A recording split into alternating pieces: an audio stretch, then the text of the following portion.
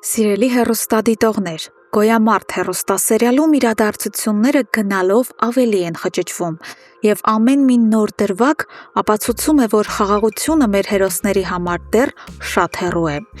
Երբեմն թվում է, թե ամենամութ գիշերվան հաջորդելու է լուսաբացը, սակայն ճակատագիրը նոր, շատ ավելի ծանր փորձություններ է նախապատրաստել նրանց համար։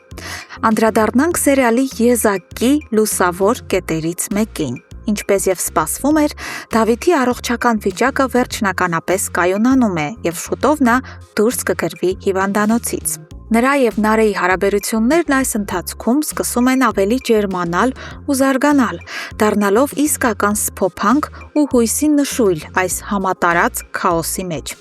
Սակայն նրանց խաղաղությունը դժվար թե երկար տևի։ Շուտով սերիալի դերասանական կազմին է միանալու բոլորիս քաջ ծանոթ և սիրված դերասան Վահագն Գալստյանը։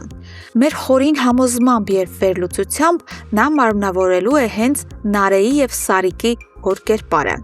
Նրա հայտնվելը հաստատ պատահական չի լինելու։ Ամենայն հավանականությամբ նա իր հետ կբերի անցյալի մութ գաղտնիքներ կամ էլ խստորեն դեմ դուրս կգա Դավիթի ու Նարեի հարաբերություններին, հասկանալով, թե ինչ արյունոտ և վտանգավոր պատերազմների մեջ է խրված Սարգսյանների ընտանիքը։ Սա նոր, չափազանց հետաքրքիր կոնֆլիկտի սկիզբ է դնելու։ Իսկ ահա Լեայի և Լեոյի սիրո պատմությունը շարունակում է մնալ ճակատագրական անորոշության մեջ։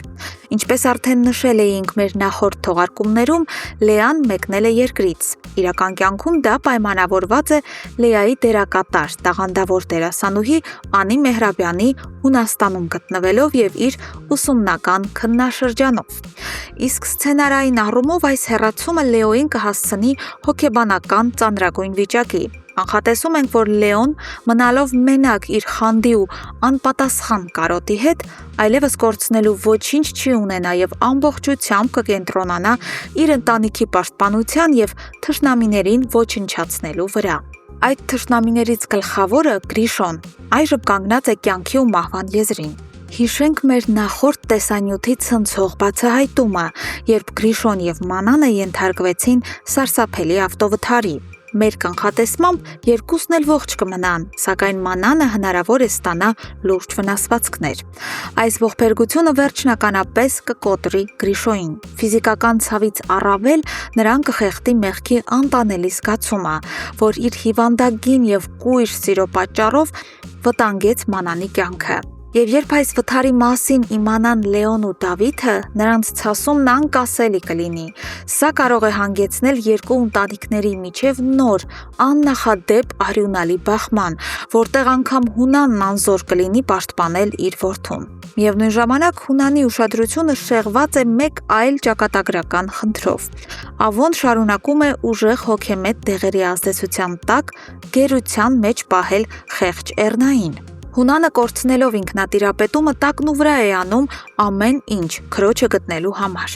Մենք ենթադրում ենք, որ այս որոնումները շուտով կտան իրենց արդյունքը, և մենք ականատես կլինենք Հունանի և Ավոյի վերջնական մահացու դիմակայությանը, որտեղ զիջումներ այլևս չեն լինելու։ Սիրելի հեռուստադիտողներ, ինչ եք կարծում, ինչպես կընդունի Դավիթը